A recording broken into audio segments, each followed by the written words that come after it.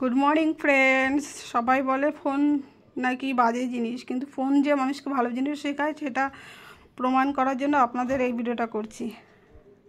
এই দেখুন তরমুজ কেটেছি, এই যে ছোটো ছোটো যেটা আমরা ছোটোবেলায় খেতাম এরকম করে। আমি পরশুদিন ফোনের মধ্যে তরমুজ একজন শেফকে কাটা দেখলাম, যে বেশ দেখে এত সুন্দর লাগলো, যার জন্য আমি ভিডিওটা করলাম। আমি ওই শেপের মধ্যে সেম করে এই দেখুন তরমুজ কেটে এই যে আইসক্রিমের শেপ বানিয়ে এই যে বানিয়েছি, বানিয়ে আপনাদের সামনে এই যে রেখেছি। দেখুন আমার এই শেপটা দেখুন কেমন হয়েছে, অনেকটা আইসক্রিমের মতো খেতে, বাচ্চারা খেতে ভালোবাসবে।